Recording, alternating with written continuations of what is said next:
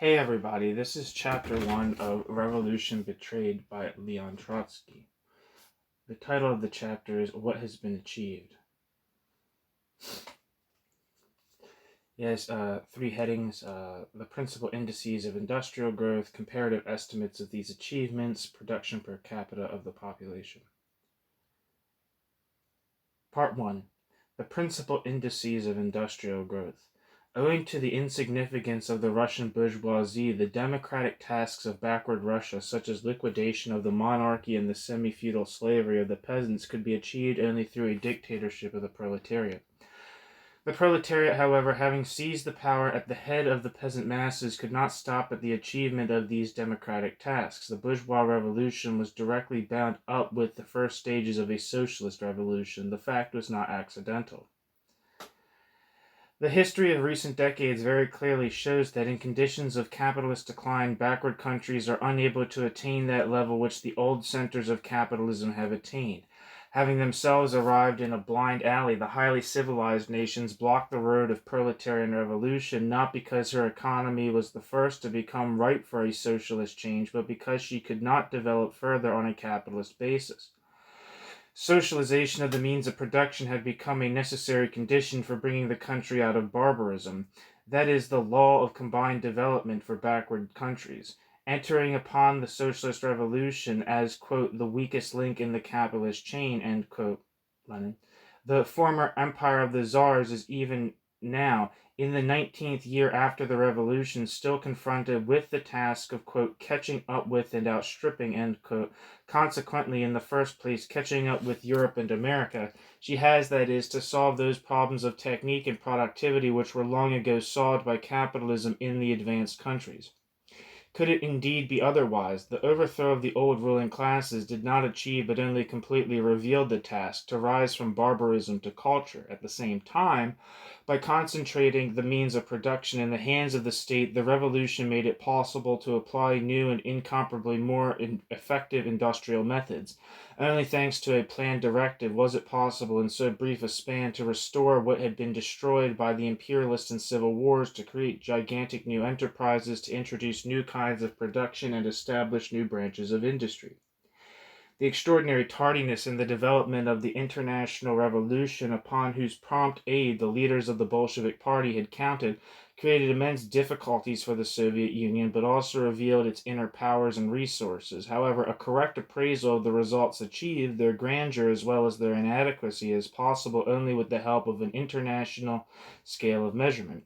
This book will be a historic and sociological interpretation of the process, not a piling up of statistical illustrations. Nevertheless, in the interest of the further discussion, it is necessary to take as a point of departure certain important mathematical data. The vast scope of industrialization in the Soviet Union, as against a background of stagnation and decline in almost the whole capitalist world, appears unanswerably in the following gross indices. Industrial production in Germany, thanks to feverish war preparations, is now returning to the level of 1929.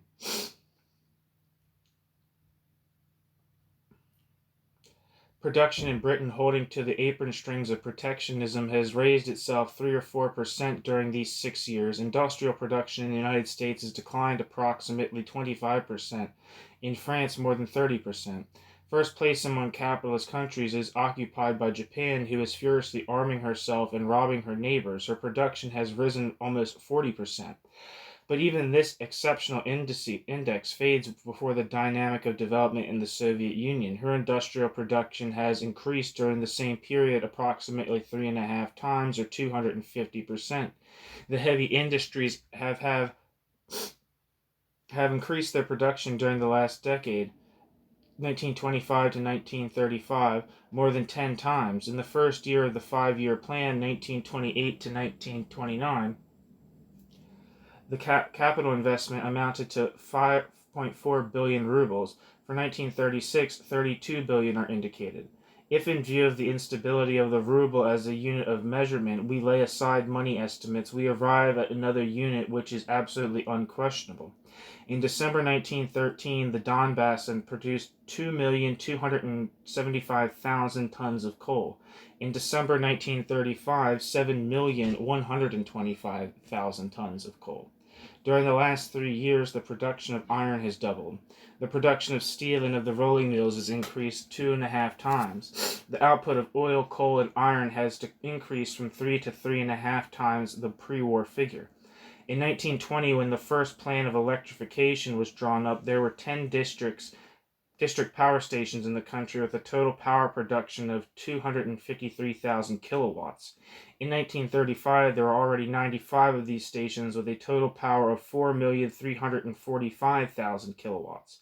In 1925, the Soviet Union stood 11th in the production of electroenergy.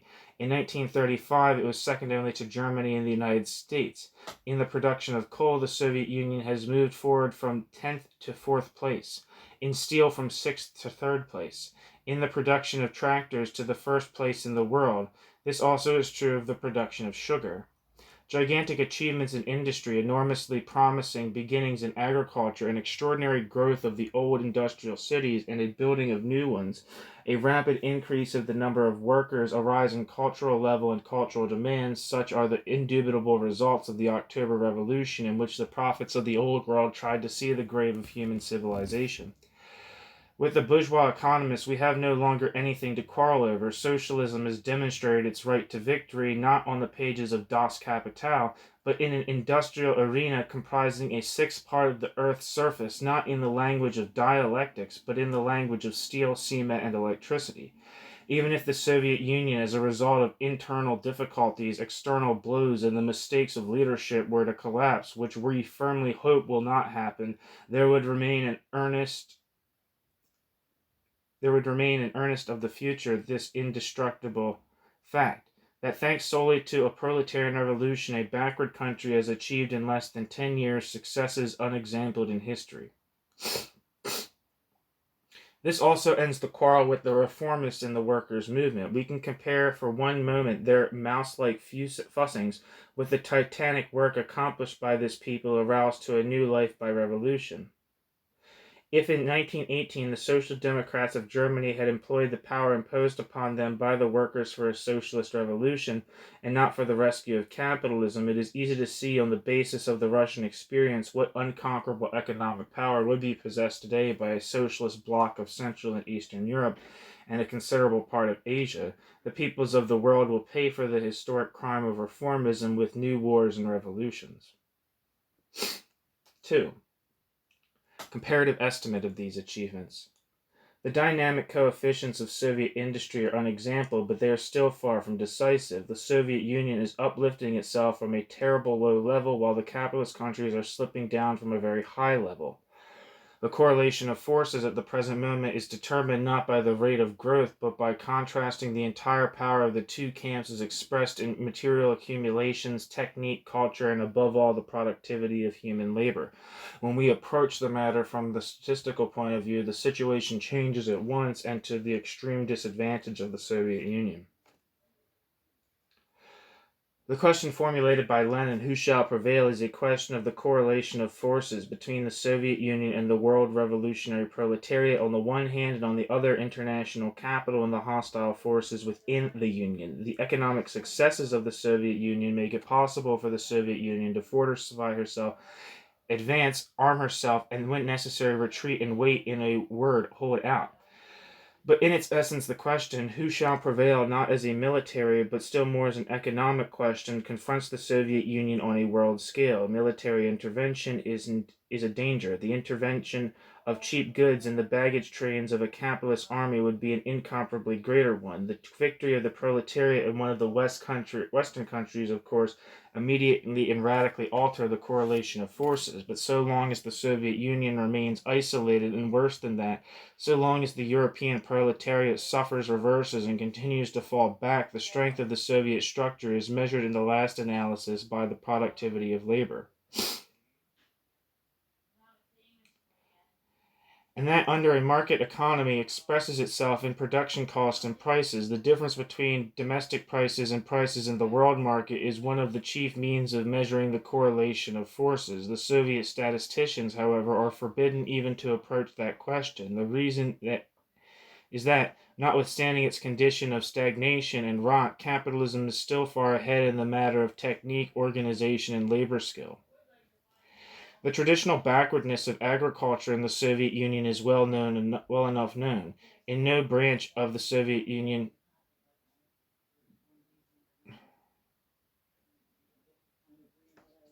In no branch of agriculture has progress been made that can in the remotest degree bear a comparison with the progress in industry. Quote, "We are still way behind the capitalist countries in the beet crop," end quote, complains Molotov, for example, at the end of 1935. Quote, "In 1934, we've reaped from 1 hectare, bracket approximately 2.5 acres, and bracket 82 hundredweight in 1935. In the Ukraine, with an extraordinary harvest, 131 hundredweight. In Czechoslovakia and Germany, they reap about 250 hundredweight. In France, over 300 per hectare." End quote. Molotov's complaint could be extended to every branch of agriculture, textile as well as grain growing, and especially to stock breeding. The proper rotation of crops, selection of seeds, fertilization, the tractors, combines, blooded stock farms, all these are preparing a truly gigantic revolution in socialized agriculture.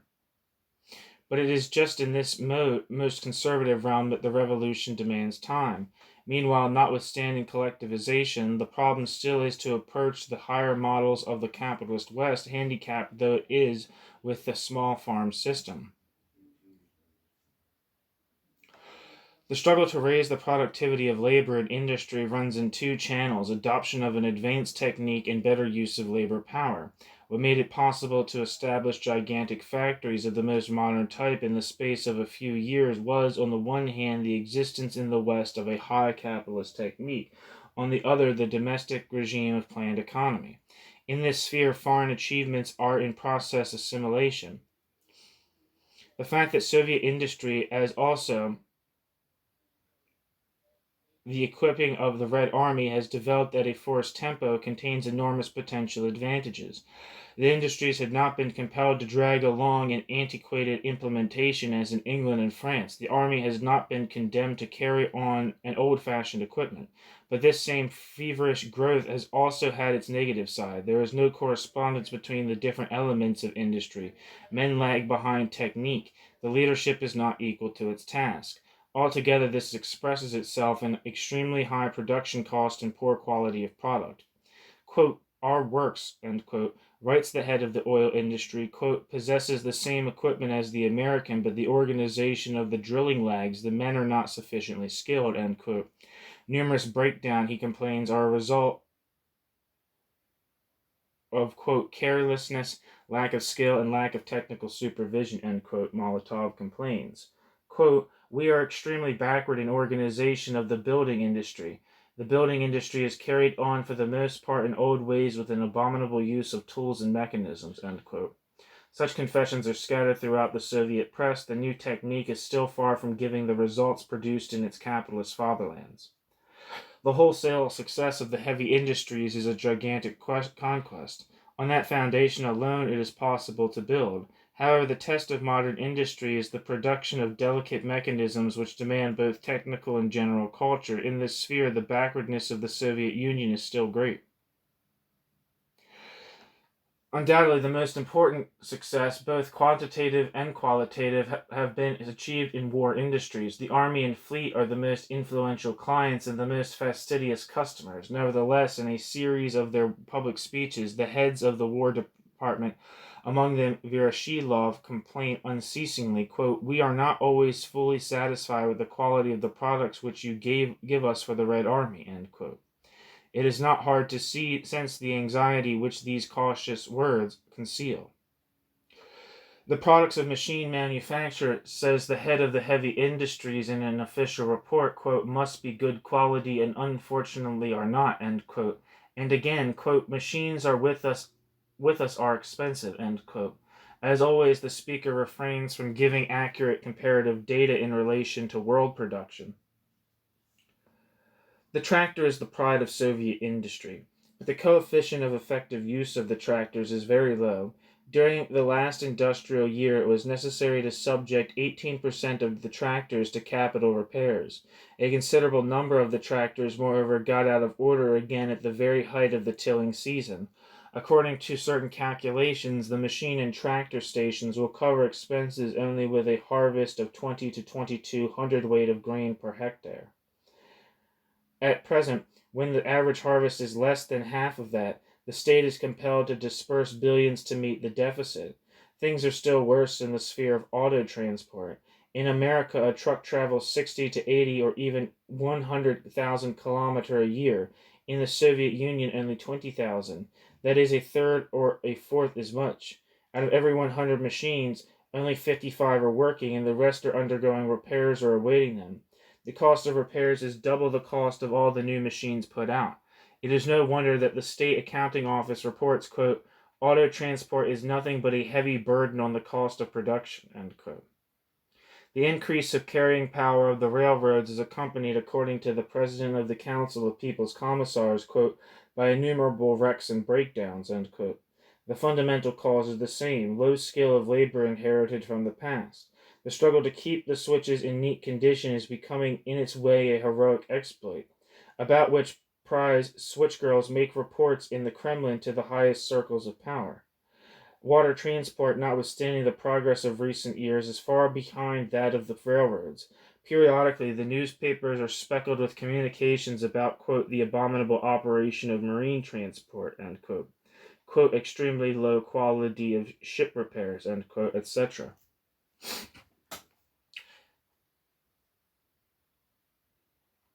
In the light industries, conditions are even less favorable than in the heavy.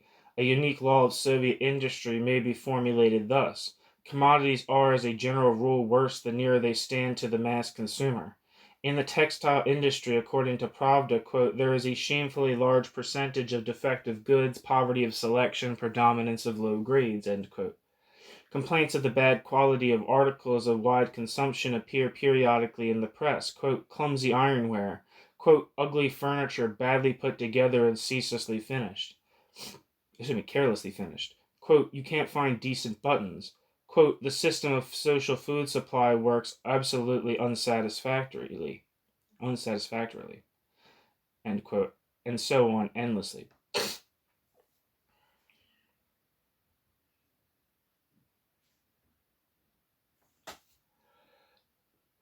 To characterize industrial progress by quantitative indices alone without considering quality is almost like describing a man's physique by his height and disregarding his chest measurements. Moreover, to judge correctly the dynamic of Soviet industry, it is necessary, along with qualitative corrections, to have always in mind the fact that swift progress in some branches is accompanied by backwardness in others. The creation of gigantic automobile factories is paid for in the scarcity and bad maintenance of the highways. Quote, the dilapidation of our roads is extraordinary. On our most important highway, Moscow to Yaroslavl, I don't know how to pronounce it, Yaroslavl, automobiles can make only 10 kilometers, bracket 6 miles an hour, end quote, Izvestia. The president of the State Planning Commission asserts the country still maintains, quote, the tradition of pristine roadlessness, end quote. Municipal economy is in similar condition. New industrial towns arise in a brief span. At the same time, dozens of old towns are running to seed. The capitals and industrial centers are growing and adorning themselves. Expensive theaters and clubs are springing up in various parts of the country, but the dearth of living quarters is unbearable. Dwelling houses remain as a rule uncared for. Quote, we build badly and at great expense. Our houses are being used up and not restored. We repair little and badly, end quote, Izvestia. The entire Soviet economy consists of such disproportions. Within certain limits they are inevitable, since it had been and remains necessary to begin the advance with the most important branches. Nevertheless, the backwardness of certain branches greatly decreases the useful operation of others. From the standpoint of an ideal planning directive, which would guarantee not the maximum tempo in separate branches, but the optimum result in economy as a whole, the statistical coefficient of growth would be lower in the first period, but economy as a whole, and particularly the consumer, would be the gainer. In the long run, the general industrial dynamic would also gain. In the official statistics, the production and repair of automobiles is added in with the total of industrial production. From the standpoint of economic efficiency, it would be proper to subtract, not add. This observation applies to many other branches of industry. For that reason, all total estimates in rubles have only a relative value. It is not certain what a ruble is. It is not always certain what hides behind the ruble, the construction of a machine or its premature breakdown. If, according to an estimate in stable rubles, the total production of the big industries has increased by comparison with the pre-war level 6 times, the actual output of oil, coal, and iron measured in tons will have increased 3 to 3.5 times.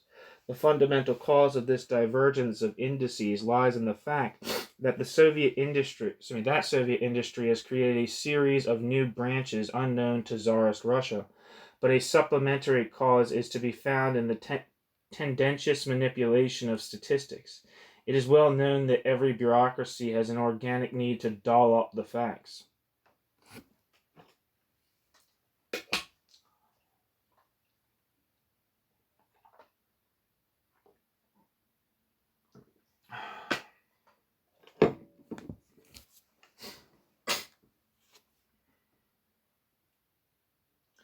Three, production per capita of the population.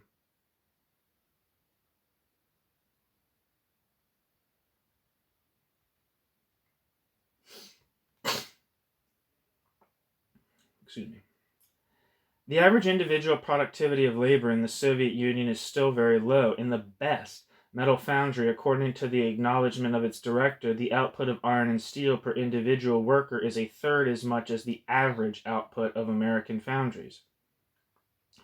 A comparison of average figures in both countries would probably give a ratio of 1 to 5 or worse. In these circumstances, the announcement that blast furnaces are used, better in the Soviet Union than in capitalist countries remains meaningless. The function of technique is to economize human labor and nothing else. In the timber and building industries, things are even less favorable than in the metal industry. To each worker in the quarries in the United States falls 5,000 tons a year. In the Soviet Union, 500 tons, that is 1/10 as much. Such crying differences are explained not only by a lack of skilled workers, but still more by bad organization of the work. The bureaucracy spurs on the workers with all its might, but is unable to make a proper use of labor power. In agriculture, things are still less favorable, of course, than in industry. To the low productivity of labor corresponds a low national income, and consequently a low standard of life for the masses of the people. When they assert that in volume of industrial production, the Soviet Union in 1936 will occupy the first place in Europe, of itself the progress is gigantic. They leave out of consideration not only the quality and production of costs of goods, but also the size of the population. The general level of development of a country, however, and especially the living standard of the masses, can be defined, at least in rough figures, only by dividing the products by the number of consumers. Let us try to carry out this simple arithmetical operation. The importance of railroad transport for economy, culture, and military ends needs no demonstration.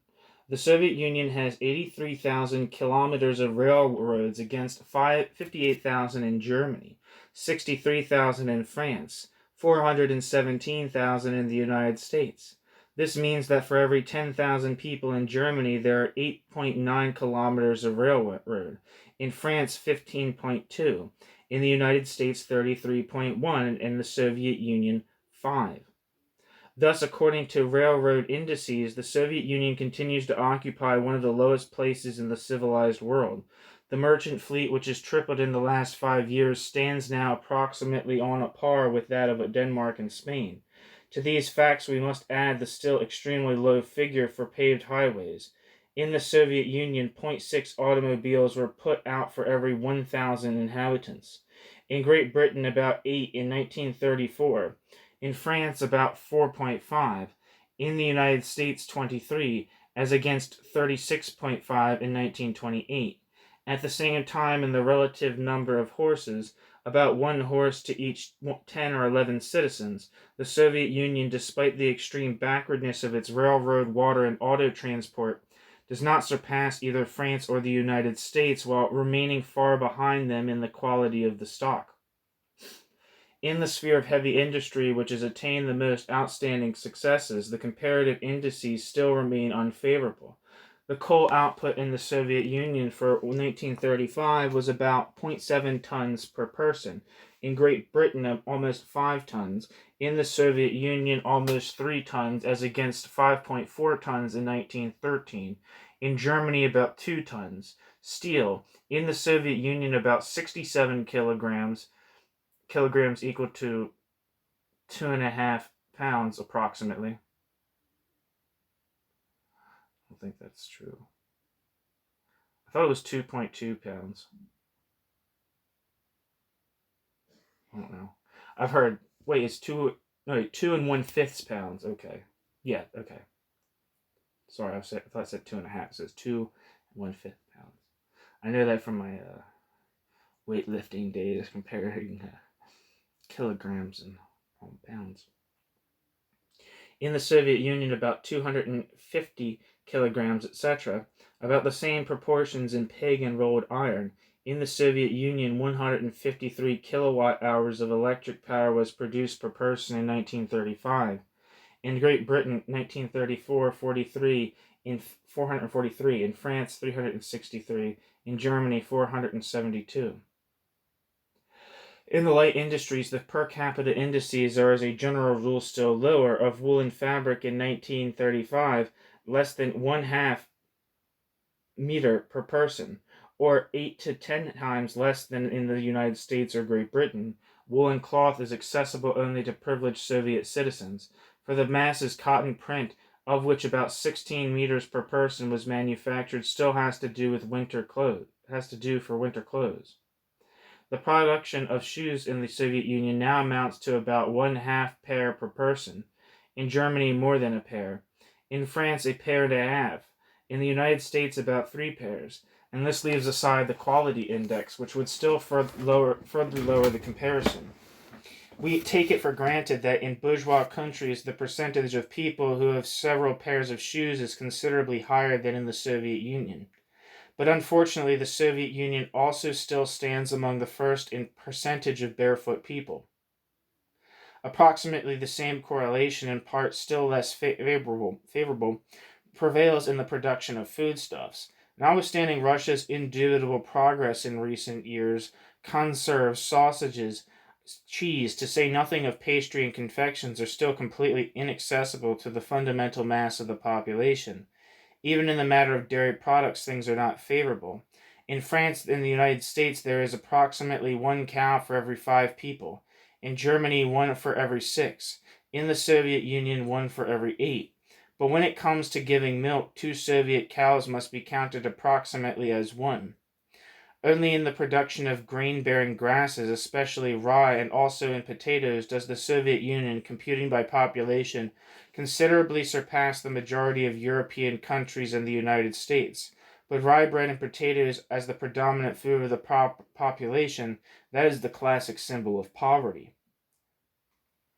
The consumption of paper is one of the chief indices of culture. In 1935, the Soviet Union produced less than 4 kilograms per person. The United States over 34 as against 48 in 1928, and Germany 47 kilograms.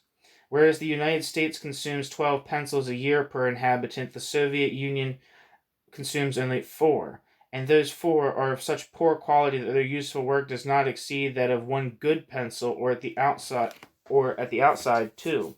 The newspaper frequently complain that the lack of primers, paper, and pencils paralyzes the work of the schools.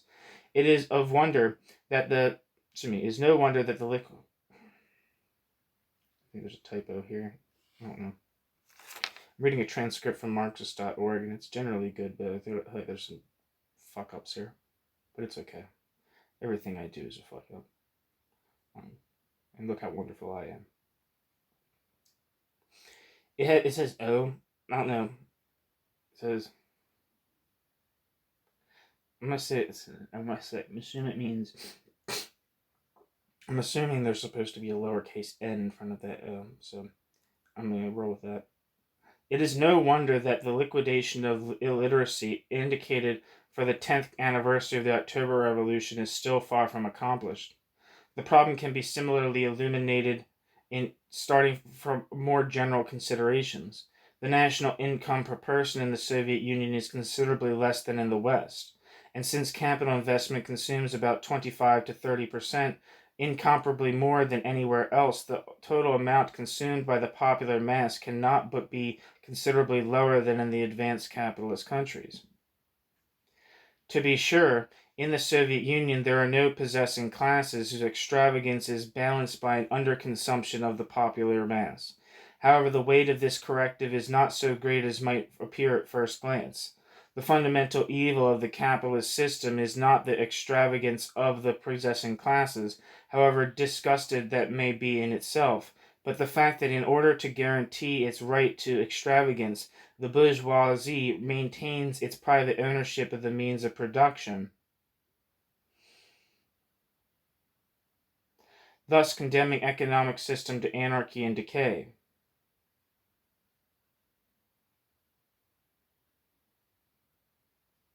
In a matter of luxuries, the bourgeoisie, of course, has a monopoly of consumption. But in things of prime necessity, the toiling masses constitute the overwhelming majority of consumers. We shall see later, moreover, that although the Soviet Union has no possessing class in the proper sense of the word, still, the Soviet Union has very privileged commanding strata of the population who appropriate the lion's share in the sphere of consumption. And so if there is a lower if there is a lower per capita production of things of prime necessity in the Soviet Union than in the advanced capitalist countries, that does mean that the standard of living of the Soviet masses still falls below the capitalist level.